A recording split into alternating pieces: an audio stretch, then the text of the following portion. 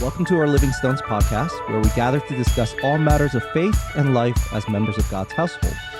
In a world that often leaves us feeling fragmented and disconnected, our hope is that Living Stones will help to further connect us as we pursue the Lord together. I'm your host, Jacob Kim, and in today's podcast, we'll be discussing the question of why missions is important, dealing with questions regarding short-term mission trips, as well as being mission-minded as Christians. I'd like to welcome our guests, Pastor Paul, Andrew, and Davina, who are joining with us today. Welcome, brothers and sister. Glad to be here. Hello. It's been a long time, but glad to be here again. Oh, it has been a long time for you. Well, today we are talking on the important subject of mission. As Christians, we all have received the call to make disciples of all nations, baptizing them in the name of the Father, the Son, and the Holy Spirit, and teaching them to obey everything that Jesus has commanded us, with the promise that he will be with us till the end of the age. And so as we think about missions on a corporate level, going down even to a smaller scale of individuals and raising up missionaries, hopefully even in our own church, let's begin with, how would you define missions, and what's the biblical basis for missions? I think, depending on who you talk to, it's defined, I think, a bit differently. But when I think of mission, I mean, the simplest way to put it is you're taking the gospel, right, and to people who don't know Christ. That's at the most basic level. But I do think it's helpful to distinguish missions from, let's say, simple evangelism. And so if you think about evangelism, right, that's taking the gospel to non-believers.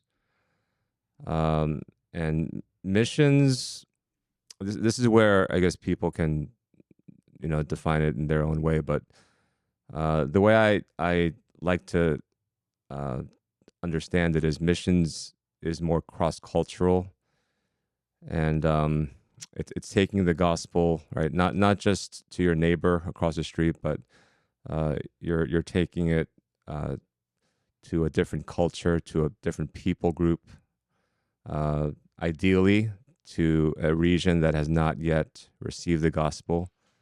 And so, some people call that frontier missions, but I think when I think about missions, that's what I'm envisioning mostly.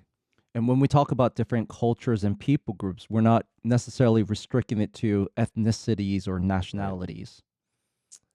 I don't think so. I mean, yeah, I mean, it's, I guess there's also that term missional, right? That's, I think, more of a modern term, if I'm understanding it correctly, right? So when people use the term missional, they're taking the word mission and I guess applying it to the context they're living in. It is rather a popular term, right? I mean, correct me if I'm wrong, but that can be applied to basically wherever you live, work, and play. And so there's that nuance as well. So I guess it could be anybody. If you adopt that definition of missions, to live missionally, it doesn't require you to go anywhere. Maybe it becomes a cop-out where you just say the nations are coming to me, so why should I go anywhere else? But yeah, I don't know. What do you guys think? I too always thought of missions as cross-cultural, preaching the good news to the unreached. At the same time, I actually have a lot of questions now. Like, there is the Great Commission, as Pastor Jacob quoted a little earlier from the Bible.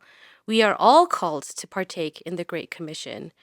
But then I guess, like, how does that tie into the context of mission then? The Great Commission, the call is for Christians to make disciples, right? That's the Yeah. call.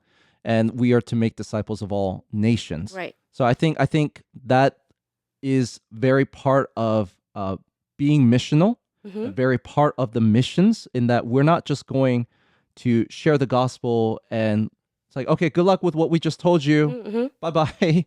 But the intention that we're trying to raise up disciples of Christ. And first, in order for us to raise disciples of Christ, we need to first share the good news with people who have maybe heard it or who have never heard the gospel before.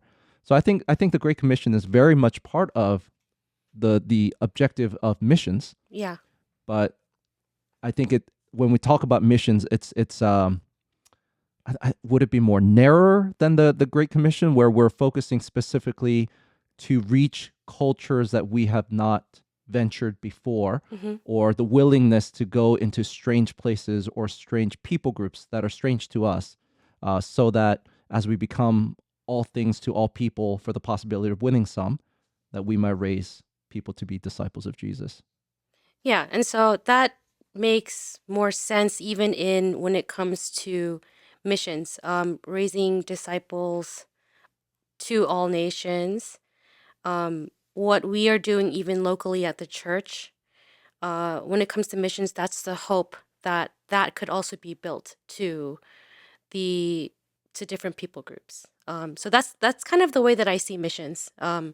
It is preaching the gospel to the unreached, but for me, it's also the hope of building and establishing a church, and kind of furthering God's kingdom, like His community, to like the furthest places of the world.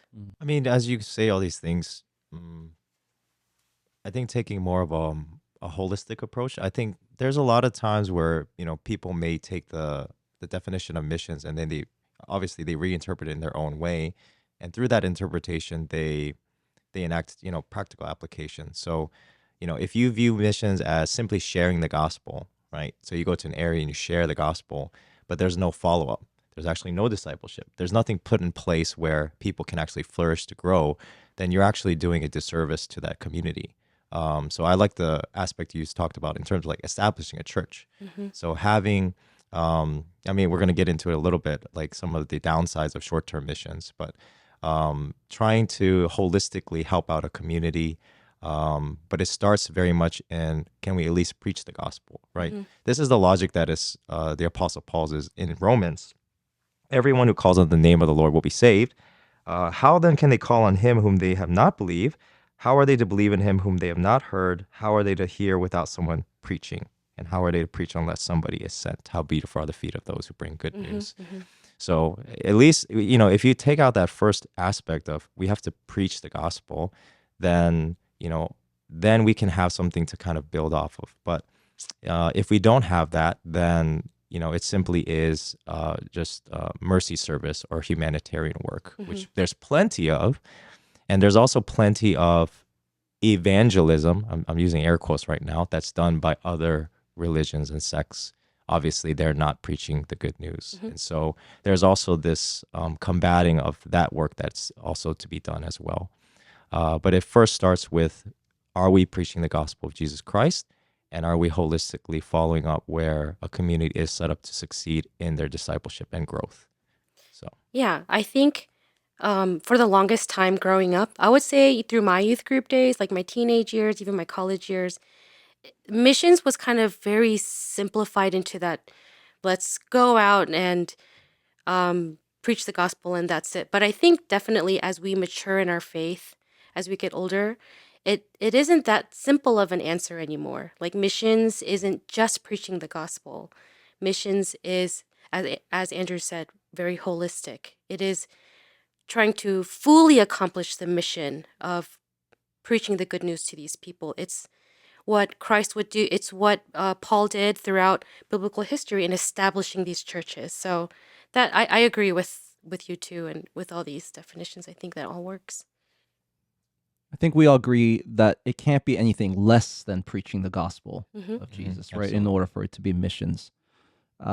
So maybe we can discuss now what makes, or I guess, when would quote unquote a mission trip not be considered a mission trip? Could such a thing actually happen Yeah. where we're saying that it's a mission trip, but no actual gospel is being preached? And I know for our church, we are supporting missionaries, and even the short-term missions that we go on to Colville is it's very supportive, and we are still evangelizing and sharing the gospel, but more so, it isn't to the unreached, right? So we kind of talked about what missions was, but what isn't missions, that's kind of where the lines can get blurred to me too, because we are doing short-term missions again to places that are reached, but there is still a need to continue reaching, if that Mhm. makes sense. I'm just kind of confused Mhm. if that is part of like what we believe in, if that's okay. Well, since we're on the topic of Colville, let's just maybe hash some things out there. Then Mm. I think the reason why there still needs to be a missionary presence at a place like Colville is because, as far as I know, there are no churches established, right, for the native Indians, Hmm. right? And one can say that, hey, missions is, yes, it's about preaching the gospel, but in order to properly make disciples, right, you need churches, right? That is the primary vehicle through which God raises up leaders and forms disciples, right? That's why that's important, right? And so you're not you're not going to do missions holistically, as Andrew said, unless you have a strategic plan, right, to raise up leaders like pastors within that Colville community who can lead their own people. That's not for whatever reason over like 20 plus years. It's not happened yet, and that's Yeah. a tragedy. Mm. And for that reason, I really have some questions and concerns about the way Colville, these short-term missions have been done. Maybe God sends over Andrew. I don't know. At some point, it seems like that's that's something that's a possibility. But yeah, I think I guess to answer Davina's question, I think there's still a need. But if you ask the missiologists, right, they do have certain categories, and we don't have to be too caught up on definitions. I don't think, but yeah, there are places that have not yet been reached in the sense that there is no gospel presence whatsoever, Mhm. right, and no church established whatsoever, and Mhm. we're talking like the Muslim, the Hindu dominant, Buddhist dominant nations or people groups. And Yeah. so, yeah, they're in a different category, but I do think there's still a great need. Until a church is established for that people, Hmm. I wouldn't be satisfied. So that is still missions, where No, the yeah, gospel was preached and is continued to be preached. But then because there is no church established, it's still a very dysfunctional community. And the fact that there's no church, like, so when you baptize some kids over the summer, yeah. I'm torn. Mhm. In some sense, it's like, okay, it seems a bit irresponsible, right? To be honest, and I don't want to be too judgmental here because I wasn't there, but you gotta establish leaders within that community who can Mhm. care for their people spiritually. Yeah. Okay, and like, why are we going over and painting houses every year?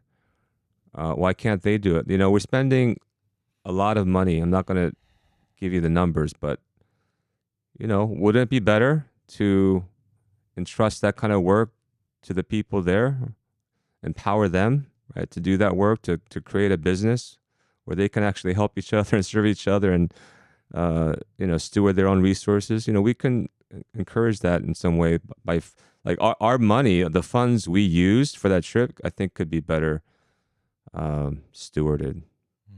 So that's sort of, I guess, my take on it so far. But not saying we shouldn't support or help, but I think we're going to rethink this model. And it's not just my concern, but people have written a lot about how short-term missions have been abused, and it's really become an industry. Hmm.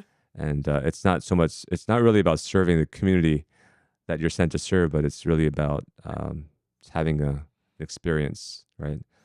Yeah. I mean, that's definitely part of it. I have a lot to say to you, Yeah, Pastor yeah. Paul. You wanna duke it out here? When we get to the topic of experience of missions, then I can share my opinion about Colville. Mm. So let's talk about the experience of missions. I think Might as well, yeah. there are criticisms about short-term missions. Like some of the things that were proposed. Who is it for? This is costing a lot of money. You're asking people to support Hmm. for people to go on a week-long vacation. These are criticisms that we may have heard when it comes to these short-term mission trips. So maybe for Andrew, Davina, as you guys have gone to Colville for a couple of years, can you share with us your experience as well as any long-term effect that you yourselves have experienced being there, and maybe even share with us what are some of the benefits that you have seen of sending members for short term? I I have like a very long history in short-term missions. So I have like my biases. At the same time, I completely agree that it is a tragedy that there hasn't been an established church yet. That's unique in my experience of doing short-term missions too. But I would say that for what it's worth for Colville, over so I've been serving there every year for almost 10 years now. I hit the 9-year mark this year. And I can say that although a church hasn't been established yet, um, at least when it comes to the the younger people there that I have personally now seen grow in the last 10 years, they definitely are set apart from the other teenagers. And I know that um, it's because of this team that comes back to kind of reinforce their faith as they walk it out. Like, so it's very personal. I have personally seen the impact of the gospel in their lives, but then at the same time, the flip side is kind of exactly it's what you said. It's the experience. I also believe that short-term missions, it is what propels people to become missionaries too in the future, whether it's in Colville or not.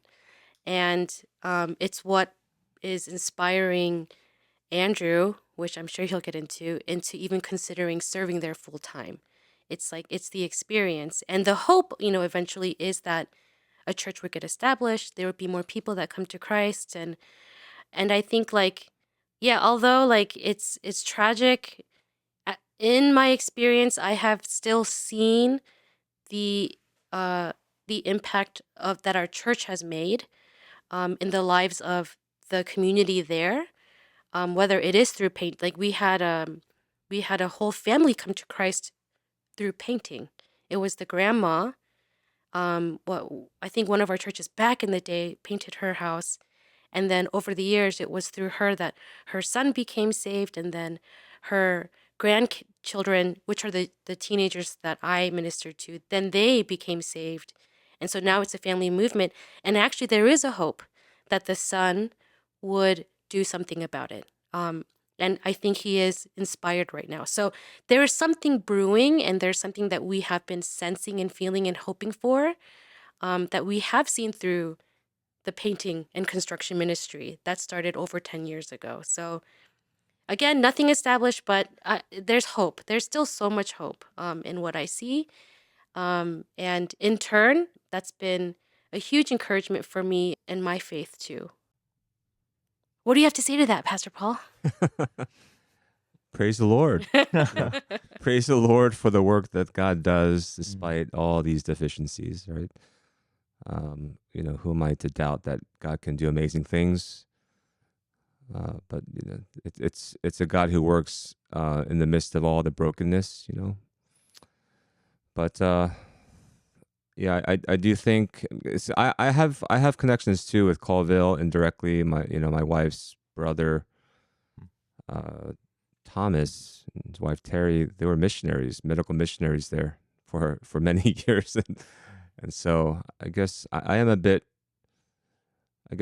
jaded in the sense that I've heard some of the stories they shared and how difficult it's been for them to. Yeah. Or it was for them, right, to reach out to people and mend the brokenness that they witnessed. And so, Yeah. but should I remain hopeful? Of course, I should. It definitely leaves you just awestruck at the work that God can do through a trip that's literally a week, less than a week, 5 to 6 days.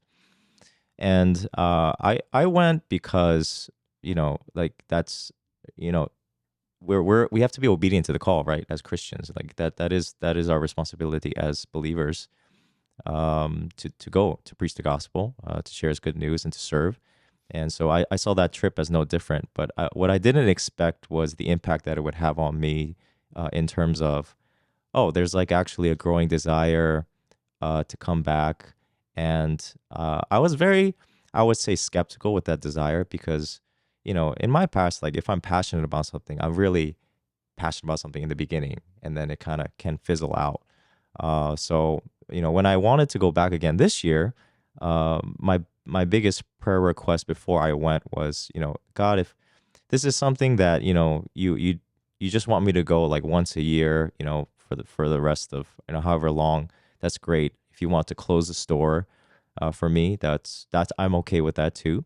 But if it's something that you would like me to do, possibly long term, can you maybe reveal that through the trip? And so, the feeling I got was it's definitely like it's not a closed door, but maybe it's just kind of barely open. It is in my mind like a long term goal that I have, and my chief desire in all of this is the fact that I was able to witness so much blessing that did happen during this past trip, being able to share the gospel with a lot of these children and to see them actually come to Christ. But knowing that as I leave, they don't actually have a church established that will help them to grow in their faith. And, that really stuck with me because I was able to speak with one of the missionaries there. He was a Navajo Native American man from Arizona, and he came and he was basically sharing how the way he grew up was like a lot of these teams would come and do VBS, and that's actually how he came to Christ as a child. But as teams would come, they just leave. And so for these kids that are left with the rest of the year without any spiritual growth, like what hope for them is there? And so that like aching feeling for me, like it never really left, after the trip. And I've been thinking more about it, praying more about it. And, that's my growing, I would say, dream or desire, because it's funny because I don't remember why I wasn't there on that Sunday, but when Pastor Paul, you shared on that Sunday about, the concerns that you had, I know a lot of people, I think the next Sunday came up to me and was like, hey, did you hear Pastor Paul's sermon about COVID? I was like, oh no, why? What did he share? Wait. It wasn't about, the sermon wasn't about Colville. Oh yeah, it wasn't about COVID, but I think towards the end, It was a side note that you made. it was a side note Yeah. that you made. And that's the only thing they remember. Yeah. I don't Yeah. actually remember.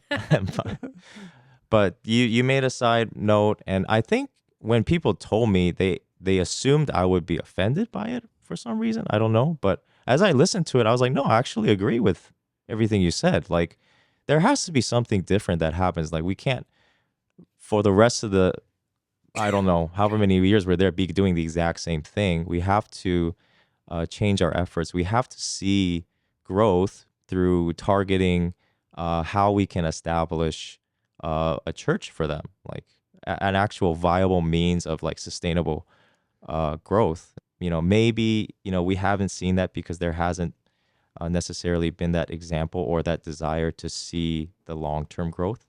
But that is my eventual hope for these people to have mature and equipped disciples. So. Yeah, so to summarize, it seems like some of the long-term effect of short-term missions is one, it creates either an awareness or perhaps even a hunger to go to places where the gospel is needed. Mhm. And another effect is the effect of the planting and the reaping, where you could be part of that group that's been planting for along with many other groups, or you could be that group that just happens to be there at the right time, and you enjoy the benefit of reaping what others have sowed. And I think that's great. And I think this is why it's important that when we have our teams go on these short-term missions, that they come back and share their testimonies, where not everyone has to go on these short-term trips to realize the lost that are out there with varying other cultures that are in need of Jesus. But hearing the stories from those who have already gone, that they themselves could also have eyes to see with hearts that are longing for the lost to be saved. I would also really encourage people to read a lot of biographies, especially fellow missionaries. For the men who went to men's retreat, we heard the story of John Paton, the Scottish missionary to the cannibals. And just being able to hear these stories, I think, can really motivate and give a sense of great longing that as we see God do wonderful, mighty things through individuals like this and churches that are eventually planted, that we could dream and be part of something like that too. So whether you decide to go on short-term missions or not, I think every single Christian probably has this responsibility. Well, we have this responsibility of taking the gospel to those who are lost, whether it is a place where we work, live, or play, or even the site to recognize varying other countries out there. And I think that's why, for me, like I see the United States to be somewhat unique in that we do have nations coming here, and they can tell their stories about what their home country is like. And maybe Christians, as we develop relationships with our neighbors who are from foreign lands, that we ourselves can realize, okay, I think people need to go. We need to go and share the gospel there, and hope maybe God could call individuals who meet neighbors like that to even go and share the gospel in those areas. Yeah. I forgot to mention Indonesia, because I made it sound as if Colville's the only short-term missions we do, but that's not even true right now. I mean, we used to do other trips as well, but interesting thing though is with our short-term mission trips currently, it's none of it's connected to any like a local church. Indonesia, similar to Colville, is a very vibrant ministry. I really believe that for us to go, physically over to Indonesia is more so to aid Lizda. That's true. I mean, it's an orphanage. Yeah. Right? There's value in supporting. Mainly it's financial support. Yeah. They need. I guess, Mike, I never got to a point where I confirmed whether each of them. Well, I don't know. You should know this. Are Yeah. they like a regular part of A church? Yeah. Yeah. Their local church. Okay. So Yeah. at least they have that. So I'm saying. Oh, yeah. They go attend church regularly. They're part of a church. So I mean that's the main question we should have when we're serving a people. Mhm. Is there a church that they can be a part of, right? and grow and be discipled through? But then if they are part of a church locally, then is there a need for help from the outside? Of course. I mean, financial, it depends on the context, but in the case of the orphanage, they need funds Yeah. clearly, and so we've been doing our part there. And I think once John Covert passes, Gosh, you can't say that. why not? I mean, why not? What that death is? That's what we do. We talk We all about die sometimes. yeah, we talk about dying. They're gonna need someone to be the main provider. Yeah. And after Min and Michael visited, I it's similar to I guess Andrew's experience. So this is the fruit of short-term missions too. They actually see it as a possibility, that they can go and be in closer proximity and Yeah. serve some way. Yeah. Because they did add more girls, and Yeah, I know Liza's hope is to continue growing that but ministry. I got it's undoubtable that short-term missions, it opens people's eyes and it helps them see the possibilities. Yeah. It's what started me. It's Yeah. what started Andrew. I'm sure so many people that are full-time missionaries today, it started somewhere. So it is very important. I'm not against short-term missions. I'm just wanting to do it to do a better job at it. But yeah, like going back to even Open but cautious. but even Colville, right? It isn't like we're just going to this place 1 year and that place 1 year. There are committed people over the span of it's short-term missions, but it's also long-term in that we are invested in the people for a long period. It of might be time. worth making the effort though to connect to the church there, because I know there is a church. It's There just not a is. church that the natives are comfortable attending, and Yeah. maybe learning why and how they can better reach out to that community. It's very cultural. So they call it the white man's church. You know, cross over the bridge and it's all the white man's church. There's even a PCA church. PCUSA. Oops. I didn't even know that until now. But yeah, like there are plenty of churches on the other side, but then culturally it is so different. And I think there's such a disconnect with how, you know, quote unquote Christians do things over the bridge versus how natives would try to take care of each other. There's this one guy that we work with, Jamie. Um, he's Where is he from? he's a native, and he attends the PCUSA church with his son. Well, when his son is around, but he's in college. But even for Jamie, there's this understanding for him where if the homeless native shows up at the doors of the church, the church kind of quickly like scoots him away. And Jamie, as a native himself, is like, no, no, no, this is not what we're supposed to do. Like this guy needs help. And so that's an issue I feel like that they have over there that is really hard to bridge. And I'm sure Jeff and Cheryl are aware of this too, which is why, although they attend on Sundays, they do everything they can, ministry wise on They the have their other own side. homeless ministry, Right. so that they take those people. Yeah. It definitely requires more thought and planning, and like there's so many different moving parts and gears that it's not just going to be like, hey, this is the solution, we should do it. There's definitely things you have to navigate through in terms of their immediate cultural context. Yeah. A lot more. There definitely needs to be a lot more thought. Yeah. It would be great if Andrew can just go over there. Yes. I have to pass my testing first. Yeah, and so us, we belong to a confessional denomination, the PCA. God bless the PCA. And in our missions agency, the MTW, there is a goal that we would send 1% of our members to full-time missions. So that's the hope, and we are challenged to pray for God to raise up a missionary in the midst of our congregation. So, what is the hope of doing that? What are some words that we can share to our members to consider and challenge them, and see if God has called them to long-term missions?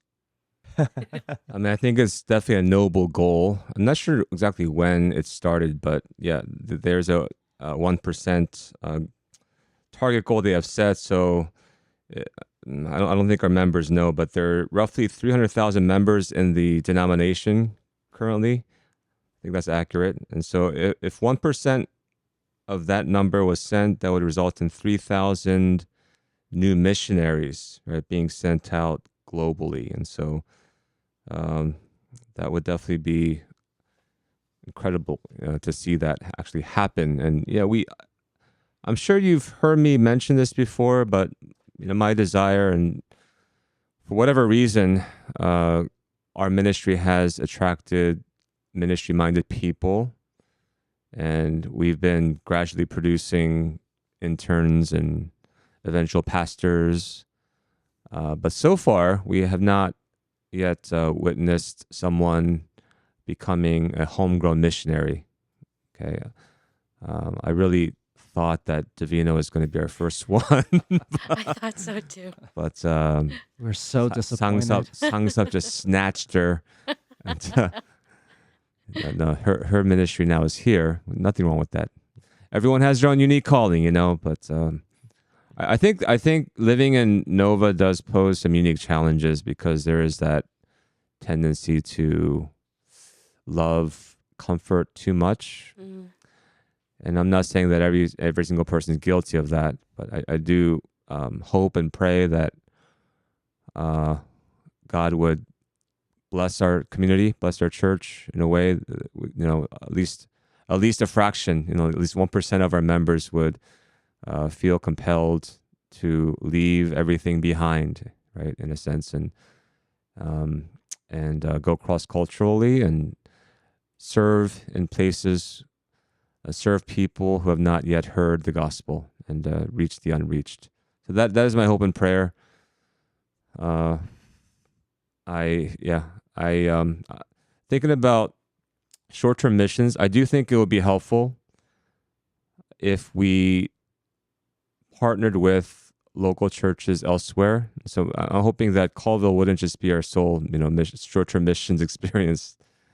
Quite frankly, okay, I think if you look at these mission agencies, the best ones, in my opinion, they're fully committed to send out missionaries for the sole purpose, maybe not for the sole purpose, but for the primary purpose of establishing churches. Mm. And I think we need to see more of that, and experience more of that. I think that would help us envision what true mission work would be for any of our future members. And so I'm thinking strategically in that sense, where like if we do short-term missions, and our goal is to produce long-term missionaries, we need to do a better job helping them see, right, what long-term mission work actually looks like. So that's a thought I had. Or it could be extremely discouraging. It could backfire, Pastor Paul. I know in your case, maybe there was some of that. Probably don't have time to get into all the details, but from what I remember, right, you were a bit discouraged from seeing how church life was like in Tokyo And Indonesia. And in North Korea. and Indonesia. No, all of them. How lonely it Well, was. Well, North Korea? it gave Sorry, you a Busan, realistic Busan, gave you a realistic picture, Yeah, it did. right, of what missionary life was like, and I think that was helpful still, right, because Yeah. that was sort of the vetting process. Yeah, I didn't make it. No, but I agree. I think that there needs to be more vision trips, Pastor Paul. Noted. So from what you proposed, Pastor Paul, it sounds like first our short-term mission trips will probably be a little longer than the typical experience of like a week long in order for us to send a team to help establish churches. I think it would rightly require an intention and serious commitment where we're not just going there and leaving, but spending some time with the people and learning the culture. And partnering with actual pastors Yeah. and churches, right, that already have a presence, right, and know, and it gives us assurance that the people there are taken care of, being taken care of spiritually. I understand that Colville is something that our church has been committed to even before I got here. And it's been a blessing for our community because it was always a partnership effort, between the KM and the EM and even the youth, some of the older youth members. But again, I think that cannot be our only short-term missions efforts, right? I think that it would actually end up confusing a lot of members more than helping them in the long run. Yeah. And so after hearing this, maybe some of the members have been asking whether they might have been called by God to go and be one of these individuals to spend long term in another place. What sort of advice or encouragement might we give to people who are asking these questions? I am a huge believer and supporter of church accountability when it comes to stepping into any ministry role, especially if you want to become a missionary. And I'm sure like it's the same if anyone wants to become a pastor.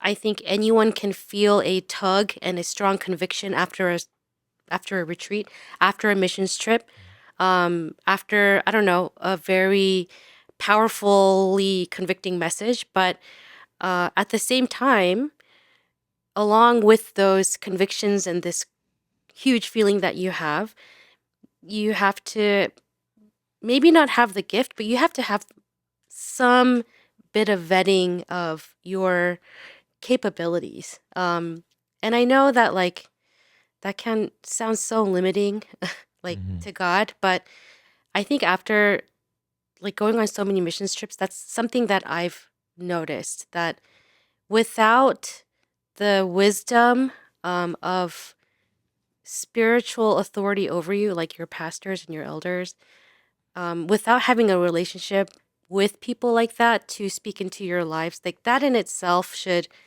kind of show you that you're not ready. So the greatest advice I can give is to ask your pastor or your CG leader, like whoever is a leader that you have a relationship with at your church, your friends, especially your church friends, what their thoughts are of you entering into a role like this, because they probably have more insight. And there's probably going to be like a general consensus, a general feeling of how they feel about you entering this role. So, I mean, there's a lot of other things that you can consider besides like the feeling. Like, there's also like you find yourself kind of always in these positions of going on short-term missions trips, constantly like attending conferences or listening to these messages and constantly having these kind of conversations. I think anything that kind of pulls you towards doing missions, that in itself is a sign. But I would say the greater is getting kind of the thoughts of the people around you to confirm if that is something that they can see you doing and doing well in. Let's say we have someone who has done that. Mhm. They and they still feel a very strong internal call that God has called them to go and be a missionary overseas. What are some of the next steps, if you guys can share, of what we might do as a church if any of our members were to come and say, I think I'm ready. What can I do? What's the next step that I need to take? We haven't really,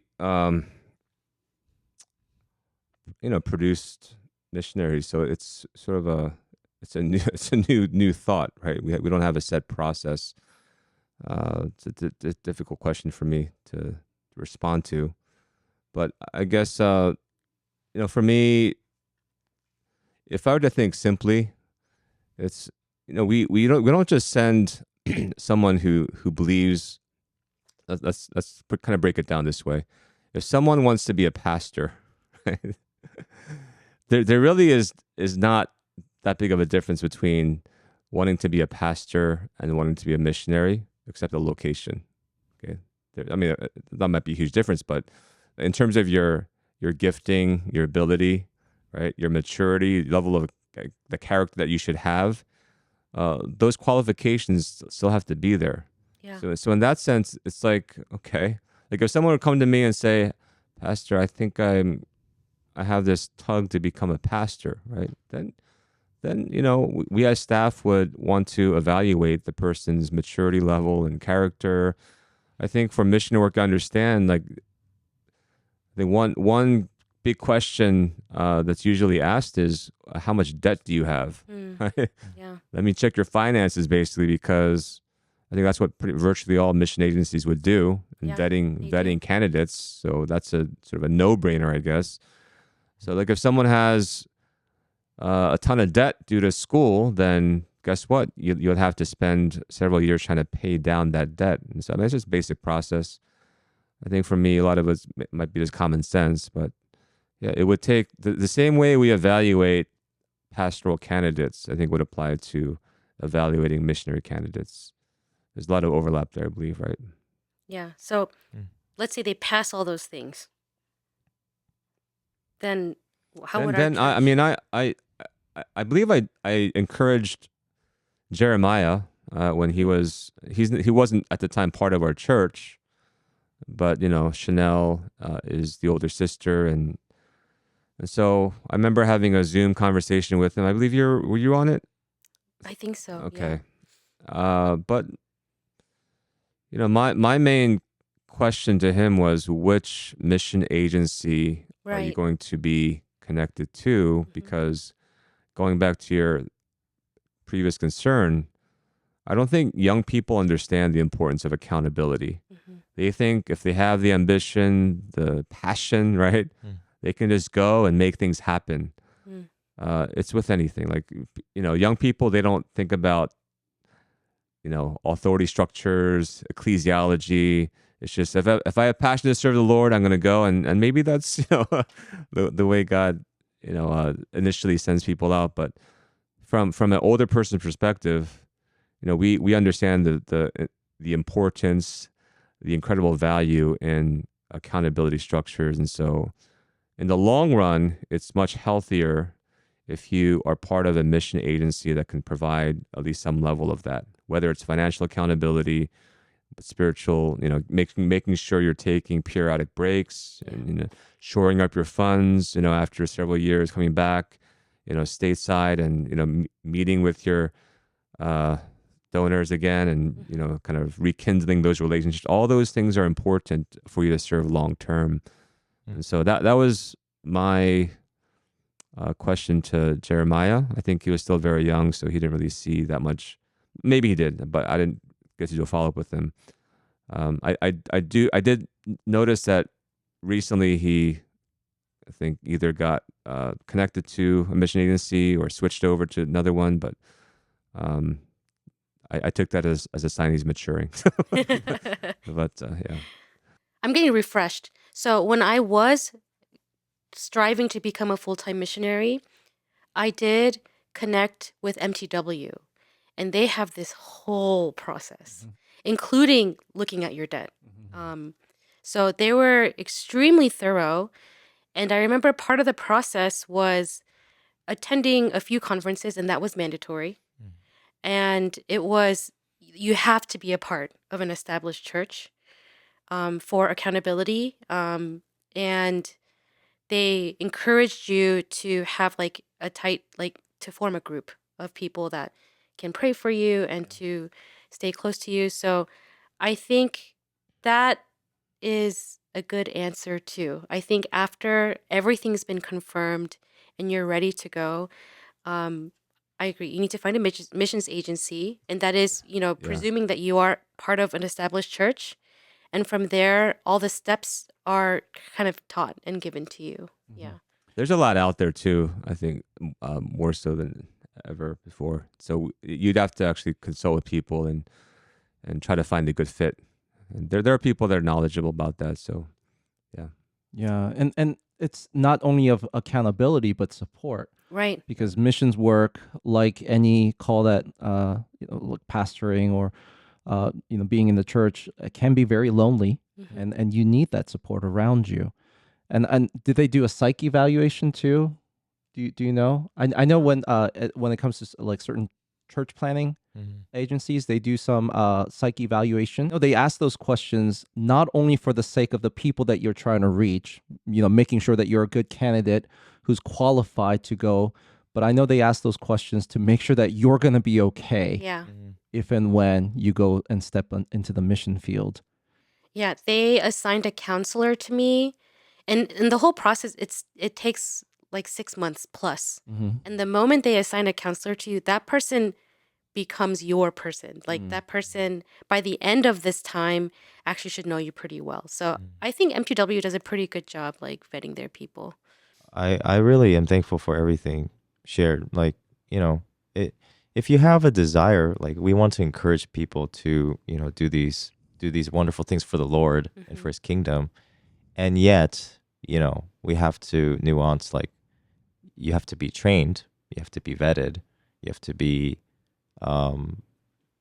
externally called. Like you used the example earlier, Pastor Paul, of like, somebody came up to you and wanted to be a pastor. Obviously you'd offer some excitement, like, oh, that's great. But then this man has to be tested, obviously. Even for anything small, like just because I have a desire to be on worship team doesn't mean I should be worshiping the Lord like in that way. Like, what if I'm tone deaf? What if I can't sing? Then obviously that God has not called me to that my desire to be answered. And it comes especially through these much bigger things. Like, I mean, it's small to be. I mean, it's not that small. I'm not saying it. I'm not minimizing, but it's on a smaller scale if you're on praise team than it is to be like a long term missionary or a pastor, because now you're responsible for all these people Yeah. that you have to shepherd or guide. And so, yeah, obviously that there has to be more in the process in terms of in that. I say that again, holistically, like, are your finances in order? Do you have a good grasp of your mentality? You know, Yeah. are you really testing that? Are you like, they're basically asking, are you really sure you really want to do this? Because, you know, you're basically signing the rest of your life away in making this commitment. And most people, when they see like the work that needs to be done, they're like, hey, yeah, actually, you know, I'm not called to this, because they see all the obstacles ahead of them. But, you know, for those that are really called, that do feel the ultimate desire, those are merely obstacles that they're ready to go through in order to even get there onto the field. Yeah. So I do appreciate that MTW is so, you know, rigorous in a sense. Yeah. I do appreciate that the PCA is rigorous in a sense to test these men that desire to be pastors. Like, that's how it should be. Yeah, I'm not disagreeing. At the same time, as you're sharing, I was thinking also about how God is able to use the idealism of youth, young people, to unleash energy, like youthful energy globally. And I'm sure that has happened. And if you read, I haven't read that many biographies of missionaries, but I'm sure many of them have not been part of like a MTW type agency and have done marvelous work for the Lord. I just don't want to discount that or deny that can happen as well. So That's fair. it's like, you know, you're inspired, you have a passion for the Lord, kind of like Jeremiah when he was younger, and you go not knowing exactly what's going to happen. Yeah. And yet God can use that too. You know, you go in very naively into the battlefield, realize, oh my goodness, what have I got myself into? And yet God can use that too. And I don't want to, you know, minimize that experience either. Yeah. Of course, our job is to be responsible. Thank you. Right? Our job is to be responsible in terms of vetting or encouraging people to take the right path, the wise path. But again, I think God oftentimes he he doesn't always work within those boundaries. I started my first missions trip when I was when I was 15 years old, and I went to Argentina, and that was the spark for me. And that bug never left to this day. It started off very like a humanitarian as a young, 15, 16-year-old. But then as the message of the gospel became more personal to me, the passion to bring that to others, it definitely grew. And I feel like that happens to a lot of people, a lot of Christians, especially in their youth. But I would say that missions in general, like, yes, you're called to go and you're called to suffer to a degree from what I have witnessed in other missionaries' lives. But there is something so special about those missionaries too. There is a faith that is almost like unstoppable because of the amount of trials that they've been through, but also the rewards of like seeing people coming to faith. And I really think there's something magical about the world of missions. We are in this very conservative, reformed, Presbyterian, PC area here in Northern Virginia where we're very attached to comfort. I mean, I struggle with it too. But when I talk to even like PCA, like MTW missionaries, like, I don't know, in Japan, their stories are out of this world. They tend to experience God in a way that is hard to experience in the States. And in just my short experience, so I have had two experiences where I was given the opportunity to share the gospel to people that have never heard it before. And there was this one place that I went to out in Nicaragua. It was an indigenous tribe called the Mosquito tribe, and that was kind of like the closest experience to something supernatural for me. And it was, we went down there. It took us 7 hours in a canoe in one position to get there. All these naked babies and adults are walking around us, touching our hair because they've never seen anyone like us before. And for the first time, they hear the message of the gospel. And for the first time, I saw what it looked like for people to be absolutely in fear of hell. And before we could even get to the part of how Jesus came to die for our sins, already there were hands being raised in their language screaming, "How do I not go to this hell?" And it's like just the wonder of like that whole situation where I felt the power of the gospel in that moment because everyone in that room came to the Lord that day. Fast forward 2 weeks later, we get an email, and I can pull up the email now. That tribe got hit by a hurricane and they all got wiped out. And for me, I look back at that and I'm like, that was totally God. How is it that they had that one and only opportunity to hear the gospel, all come to the Lord, and then they all get wiped out within a couple of weeks? So there's like situations like that you can find yourself in where God is so almost tangibly real when you decide to put yourself in a position to try to serve him. And yes, you are serving him, and yes, you're experiencing like that transfer of like the message of the gospel into these people, but then at the same time, like you yourself, you're becoming more alive in your faith. And there are a few more other stories that I have experienced, which is why I came so close to um entering into full-time missions myself, because it was definitely this sense of calling, but ultimately it was this understanding that God is huge and I want to be a part of that more than I did in this this Christian life in Northern Virginia.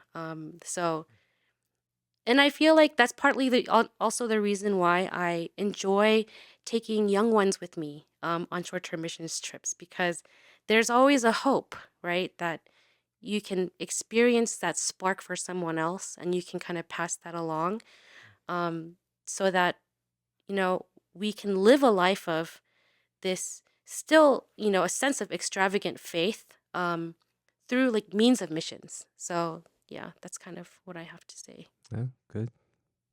Encouraged by that story. And I love it when we have missionaries come visit our church to share their stories and give their report.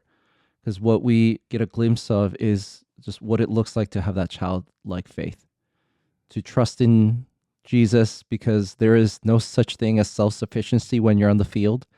Everything that's going wrong is going to go wrong, and you just got to rely on the Lord for everything. Yeah. And I love the stories that they share and how they can really encourage and motivate the zeal that we could easily lose, because in this country, we tend to be very self-sufficient. And yet they have to pray about everything for the Lord to provide everything, because sometimes they really go through seasons where they have nothing, and yet the Lord does provide. Yeah. I think it's good. And even short-term missions, perhaps what we can do and be mindful of as we send our members is to be very intentional to let them know this is not a mere experience we're sending you to, but we're going with the hope that you will gain a greater vision to be a faithful witness, a good witness for the kingdom of God. And then hoping that perhaps God will call some of them to long-term, full-time mission work. I think it might be worth mentioning that there's also a diversity of gifts that are needed on the mission field. And, when you mentioned childlike faith or childlike heart, immediately, maybe I shouldn't mention his name, but a missionary comes to mind, right? So, I think, well, he's not a pastor, right? He is an IT professional, essentially. And we have a lot of those in our area. And I think every mission agency needs someone like that, right? And so you don't have to be this elder or pastoral figure. You can be an IT professional. You can be a teacher. kind of like Jeremiah, I guess, right? Yeah. Teacher. You can be a professor figure. I'm thinking of some other missionary we're supporting. You can be someone like Pastor IJ even. Think about the tremendous opportunity one would have on a college campus and creating a network of ministries. Ideally, partnering with churches as well, but not just in the U.S. but abroad. I know pastors and churches with that kind of vision, who have gone abroad and established such missionary or ministries and build churches, right, for the purpose of reaching students for Christ. I think that's incredibly valuable. So I would just encourage our members to not limit themselves and not to see things so narrowly, but understand that the kingdom is very broad and all sorts of gifts can be used for the kingdom. Yeah. And so our hope is that, as we have these podcast episodes predominantly for our members, that as they're hearing this episode, that they will seriously consider and pray. Maybe some of our listeners had that hunger and inkling when they were college students or young adults, and due to the business of life or the lure of wealth and comfort in this place, some of that may have faded or fizzled away. But perhaps if that was you, turn to the Lord again, pray about it, see if the Lord is calling you, and maybe He'll give the people the grace to respond with much courage and hope, assurance that God is going to provide, and that obedience to Him will be far more better than whatever wealth or comfort that this world could bring. Well, thank you, brothers, sister, for sharing your thoughts. And as we come to the end of this episode of Living Stones, we hope you gain some insight to being missional and even gain some more thoughts on why we have short-term mission trips. If you found valuable in today's episode, we encourage you to share it with others. Remember that you are not alone in this journey. We are members of God's household, united by our shared faith in the Lord and the desire to grow together. So until next time, may God's grace and peace be with you all. Thank you for being a part of Living Stones.